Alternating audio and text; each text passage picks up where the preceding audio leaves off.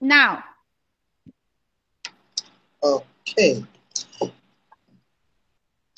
Hello, Betty. Hi. Hello, Betty. Hi, Rachel. Okay.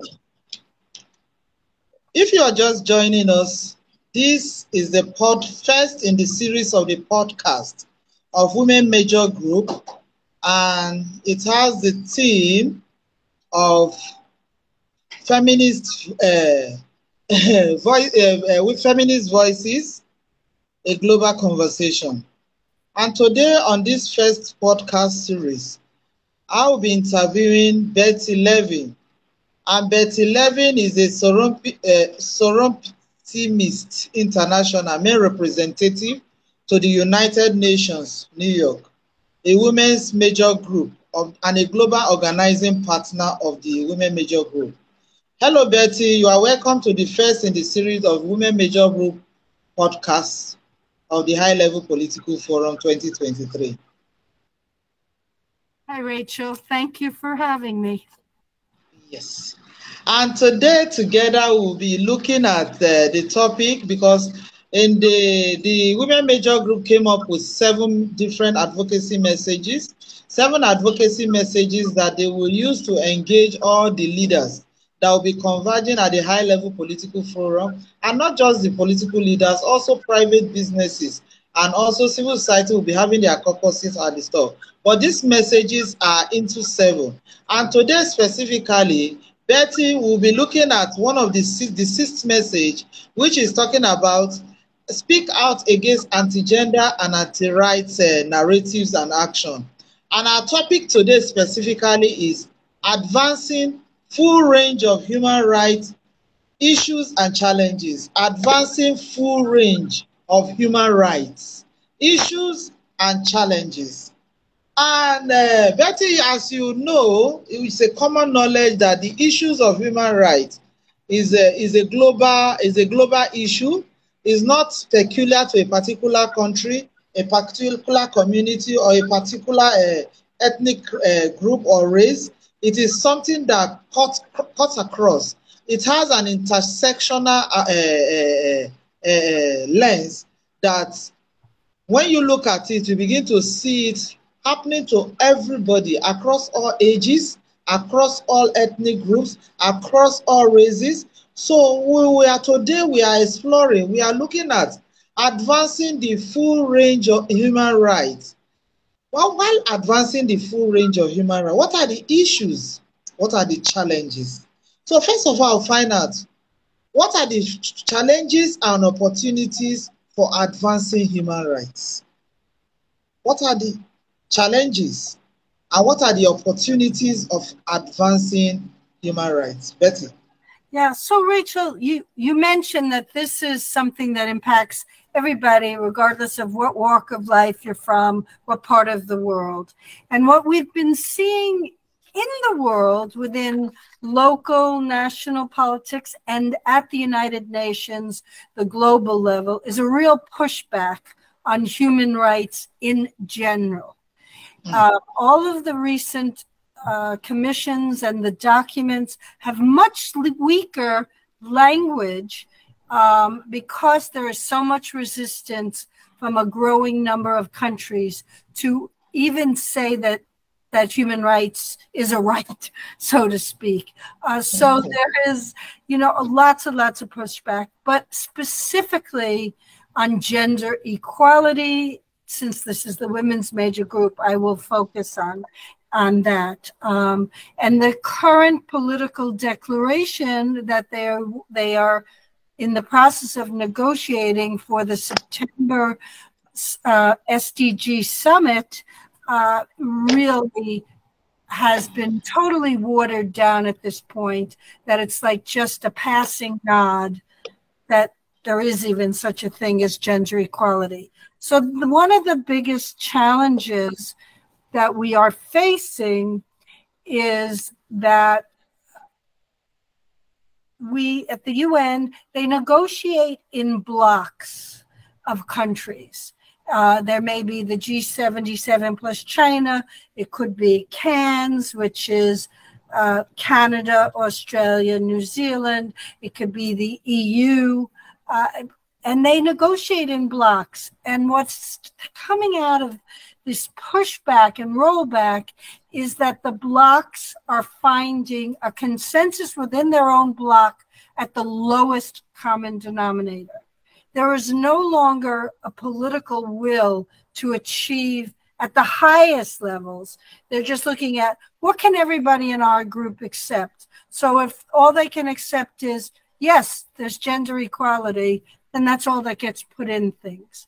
So we really need the opportunity that we need is for our members of the women's major group and other constituencies at the very, very local level and at the national and regional levels, before anything gets to the global level, to get their governments, their ministers, whatever, whoever you need to get to. I mean, in some places, it could be, the faith-based leader has the most power. It doesn't matter who it is, but you've got to get to the people who are holding the power to get them to understand the issue so they can put pressure on governments that when they come to New York to negotiate these global issues, that we have strong and affirming language.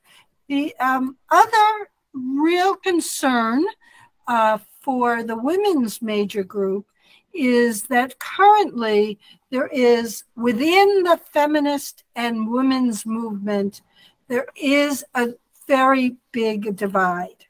And that's what you were referring to when you were talking about the anti-gender. And so there is a group of activists who, for most part, are on the same wavelength on lots and lots of issues. But when it comes to gender, they are not. They are against including and using non-binary language. They are against transgender. They are against sex workers. And they have a very, very strong political voice. They have, over the years, gotten more and more, voice behind them. And so for governments, they're now getting two messages. They're getting messages from the more progressive civil society and private sector and whoever else who are saying, no, if you're talking about human rights, then human rights is for everybody, and you can't pick and choose as human rights. And then you have this group of women's groups speaking out saying, no, we can only have two.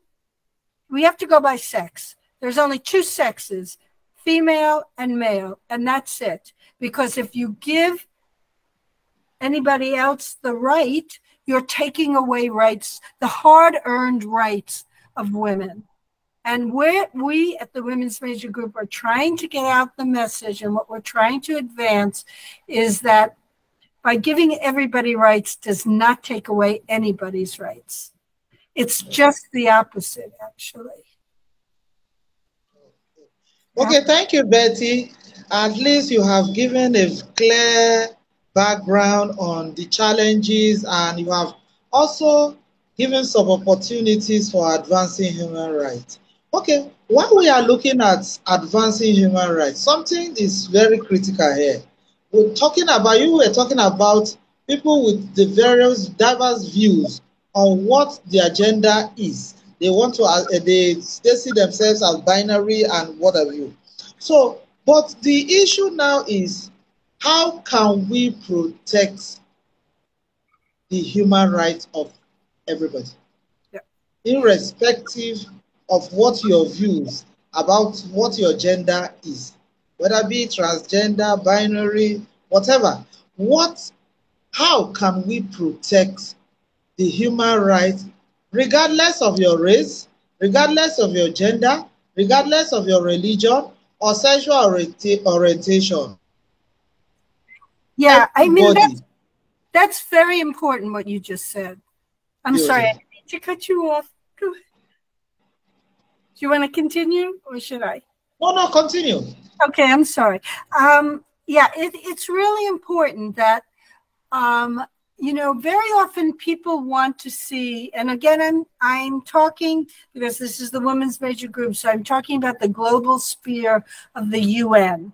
So very often people want to see in documents, whether it's an agreed conclusion or a resolution, lists.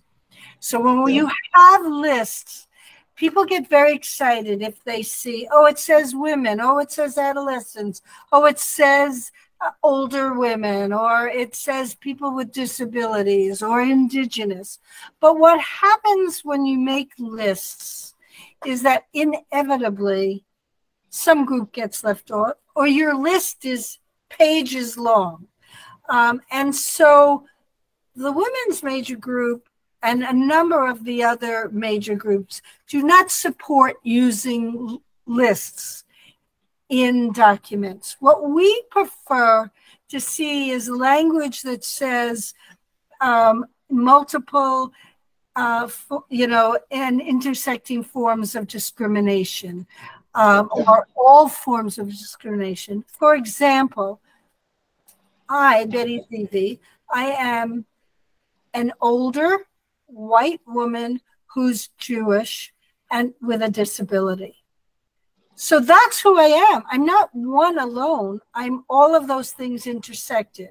And so that's why we are pushing for language that is inclusive, because it is very easy to leave out a group, like I said, inadvertently, or in this political declaration that's being negotiated right now. There was a long list that is not in the current version, but in the, that left out deliberately the LGBTQI community, because that's seen as controversial. So you make a long list and you include everybody, but you leave out a very big portion of the world. So that's why we're against that. So we think that that is one way to ensure that we don't allow people to, we have an expression here in America, we say it's cherry picking, which means you're picking one piece or, one cherry off the, off the tree kind of thing. But we're trying to avoid that. We also, where appropriate, we will say women and girls and all their diversity. We try to find ways that will be inclusive. And this is what we try to get across to all our members of the women's major group, that when you're talking with your own local people and your grassroots and you're doing awareness training, that you're teaching them about that, about using inclusive language.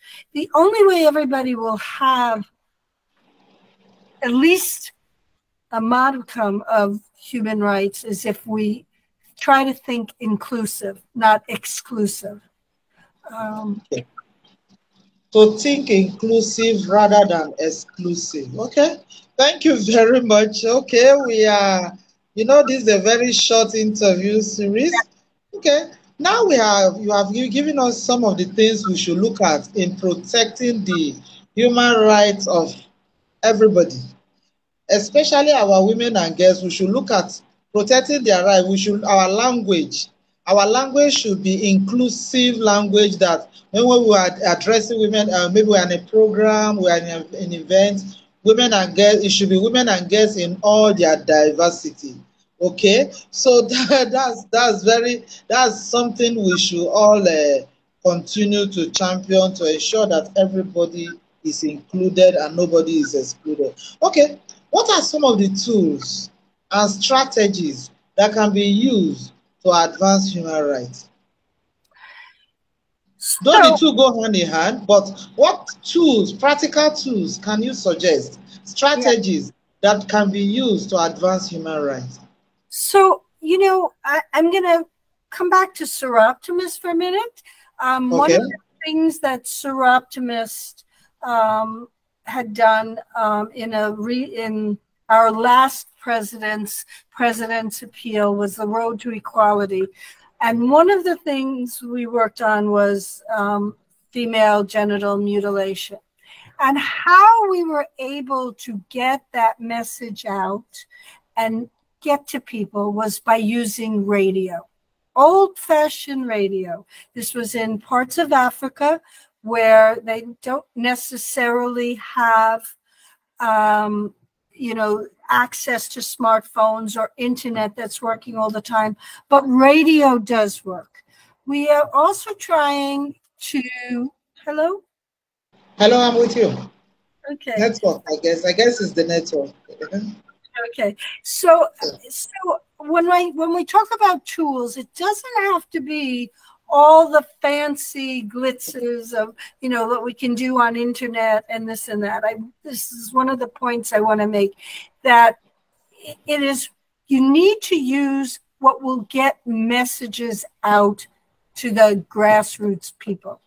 And if that's radio, then that's what you use. If it's television promotional bits, or, Twitter, or, WhatsApp, be where people are. The only way we're going to get to achieve human rights for everybody is everybody knows what their rights are. If, we start out with a very, very low base of people knowing actually what their governments have committed to at the UN, or what is law within certain countries. I mean, yesterday the Women's Major Group did a side event on menstrual health rights, and we were hearing in India and in, Tanzania, some very amazing new laws, and people don't expect from those kinds of, places in the world, what we call the developing world, that they're going to have progressive laws, but a lot of them do have it. But the problem is that the people on the ground don't know about those laws. So the biggest way to advance human rights is awareness, and to get people to know it. And to do that, you've got to be at their level. I hope that answered it. Okay, thank you. The biggest way to get people to know about their rights is awareness, and creating awareness or raising awareness, you must do it at their level. Thank you very much, Betty. That is very, very apt. Okay, so you have given us some of the tools, some of the strategies to continue to advance and engage the issues of human rights. And now you have told us that there are tools that we can use. We get to use the tools that are familiar or that is contextual to the people in that locality. If it's radio, use radio. If it's local town announcement, you use it. If it's a town hall meeting, if I got it correctly, you use it. If it's television, you use it. But the important thing, according to you, is awareness raising, but raising awareness at the level of the people you are engaging at the community level. Okay, thank you very much for that.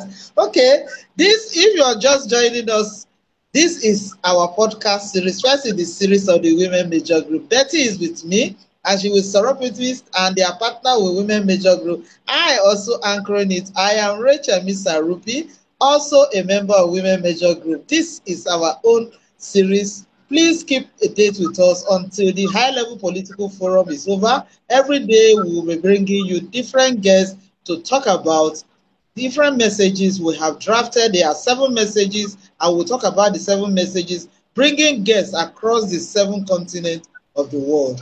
Okay, Betty is still with me, and before I will let her go, I want to ask Betty, what are some of the successes that have been made in advancing human rights, so that other people that may be watching this podcast, that may be listening to it, will be able to maybe adapt and adopt and use them in their own context and be able to contribute to advancing human rights in their area. So what are some of the successes that have been made in advancement in human rights? Okay, recently, of the last few years, we've seen, again, in countries that we're not expecting to see them. For example, Ireland passed a law making abortion legal. Or we've seen, in Argentina or Mexico, some of those kinds of things. And those are giving women the rights over their own body, the right to decide when they have a child, which means the right to have income, the right to work, the right to have education. So that's a really what we in the women's major group consider a major, major success. Once we have autonomy over ourselves and our body, when we are seen as an individual, not as chattel or somebody else's property, that we then can really formulate a life to the fullest. So I point to those, first of all, because sexual and reproductive health and rights is my passion and why I got into this field. But because we have really seen, in spite of, we have seen success, in spite of what's happening here in my own country in the United States, where we're seeing rollback and pushback on some of those rights. In countries around the world, we are seeing the strength of civil society and women and feminist groups that got these laws passed in their countries. This does not happen overnight. I want to make that clear. Human rights is a hard battle, and you have to be willing to persevere it and keep at it. But when we do that, we do have success. We have now at the UN, we have in many spaces, we see a much more open, ness to people with disabilities. Indigenous people, have really been raised up within the UN now. The LGBTQI community now has a legitimate voice. So these have been successes. They seem very tiny. We're talking about older people at the UN now. The UN really, for women, the UN only takes data on from age 18 to 49. The childbearing years, as if that's the only thing a woman is important about. And so we have seen a lot of increase on people talking about adolescents and children, because life is important younger than 18, and life goes, certainly for women, goes on way beyond 49 or childbearing, ages. So there are little successes, and we have to be happy that we're getting those. Not saying we become complacent, because that's what happened in America. Women and people of younger generation than me got very complacent, because for 50 years we had certain rights that we are now seeing being overturned in our country. You always have to keep up your guard, and you always have to keep pushing. But there have been successes, so I don't want to be negative, because we are seeing successes. Okay, Betty, thank you very much. If you are following us on the Women Major Group platforms, if you are not joining us, if you are not following us, you are missing out. There is a whole lot of conversation going on our Twitter page, on our Instagram, and our Facebook page. Please don't forget to tag us at What Feminists, hashtag What Feminists Want, hashtag What Feminists Want, and hashtag HLPF. Okay, Betty, while I'm doing the advert for Women Major Group, while I was still on the interview, so you have spoken extensively on advancing human rights and advancing full range of human rights issues and challenges. You have been able to extensively discuss the issues. You have told us what the issues are. You have told us what the challenges are. You have even told us the success stories and strategies and tools we can use to advance the issues of human rights. At least I have learned something from you, okay, so that I will also continue to use, especially the issue of language. And language has a way of demarcating and giving you an identity. They will use a word, they will use a language to describe you. It becomes what you begin to think. Language can be used as a gaslighting device. that will make you to begin to think less of yourself. Thank you very much. Okay, so I will want to, this is a short interview. Let me not take much of your time. We had serious challenges. So, but the conversation continue. And for our followers and for those that will watch this video later, please, what is your final word for them? What is your final word?